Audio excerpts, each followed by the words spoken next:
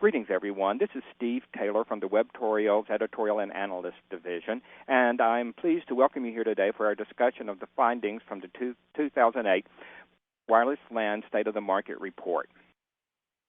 I have with us today two industry experts. First of all, we have Joni Wexler, who is our lead analyst for this report, and Joni's a very well-known writer and analyst in the wireless LAN area. So, Joni, welcome. Thanks, Steve. Glad to be here. Glad to have you here. And also, we have with us today Kevin Goulet, who is the Senior Director for Product Marketing for Motorola's Wireless LAN Division. And Motorola has been the very generous sponsor of parts of this report. So, Kevin, welcome to you as well. Steve, thank you. It's my pleasure to be here today. Very glad to have both of you here with us. Just a little bit about the survey that we had as the database for this particular report. This was the 5th annual version of this particular Wireless LAN State of the Market report. And the data for this was collected back in August of this year. The survey base was a survey base that basically consisted of our Webtorials community, who tend to be people who are building and planning their next generation of enterprise network. And so what we've included here are those folks who are involved in their organization's wireless LANs, and it's a totally worldwide audience that has responded to this. And, of course, you have the URL here on the slide to go and look at the very, very detailed demographics and lots of other information as well, by the way. At this point, though, what I'd like to do is to turn over the control of the session to Joni Wexler. So, Joni? Hey, thanks. So what we've learned over the years, now that we've been doing this survey annually for 5 years, is that some aspects of wireless LANs change drastically while others remain fairly constant. Just on an interesting note, when we began this annual research back in 2004, for example, virtually none of the individuals responding to our survey were even familiar with the concept of a centralized or a controller-based wireless LAN architecture, let alone using one or even planning to use one. Now, though, this situation has come almost full circle, as you'll see in more detail on some later slides. Here on this slide, we're showing that a few trends really stood out this year.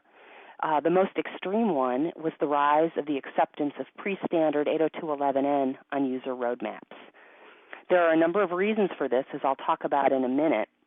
Also, as I already noted, different wireless network architectures have emerged, but the most important thing they have in common is centralized provisioning, management, and security. This is regardless of where the packet forwarding functions of the system end up, whether they're centralized, distributed, or a little of both. And again, some things remaining constant, security lingers as the biggest concern for Wi-Fi deployments, particularly as businesses scale them enterprise-wide.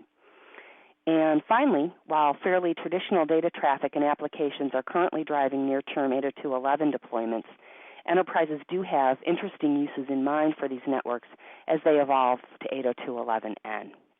You can see by the pie chart in slide 5 that next-generation 802.11n networks are being more largely embraced in pre-standard form.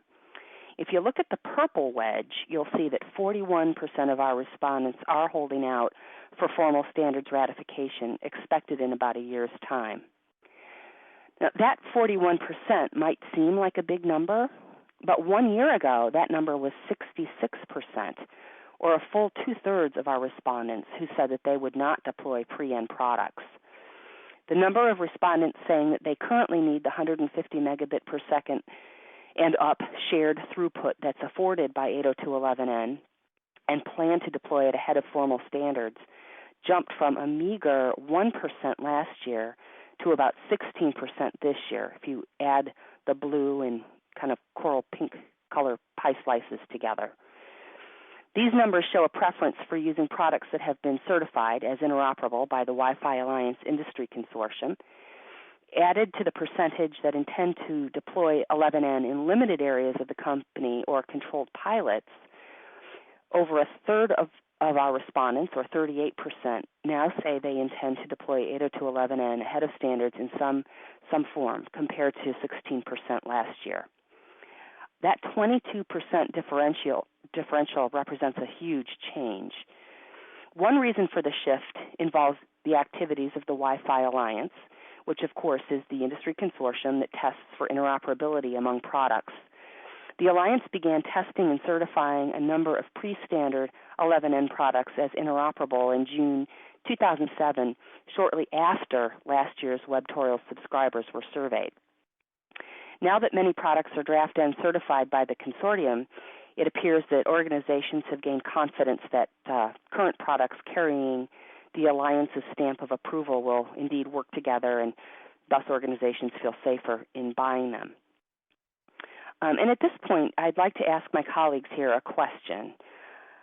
Since we don't really know for sure what will happen to the standard, how can enterprises willing to begin pre-11N deployment now protect their investments should the standard change?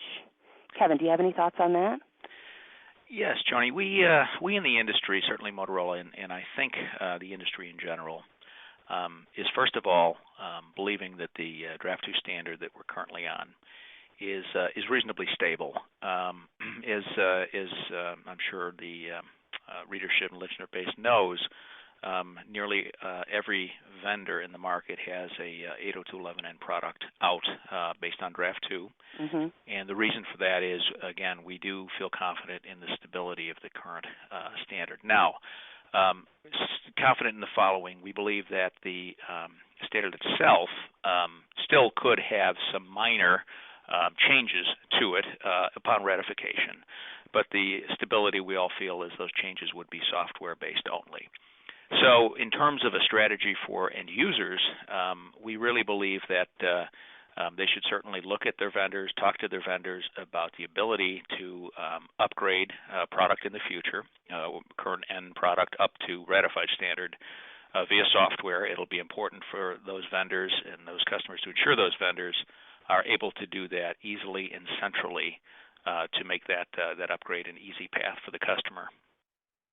Is it, of course, you're coming from the vendor side, but is it fair to say, hey, negotiate a deal that if things change and regardless of what has to change, you will upgrade me for either free or X amount? Is that something that users might consider doing? I think that should be a discussion. I agree, yeah. Joni. It's a discussion that should certainly happen during that process with the vendor. Okay.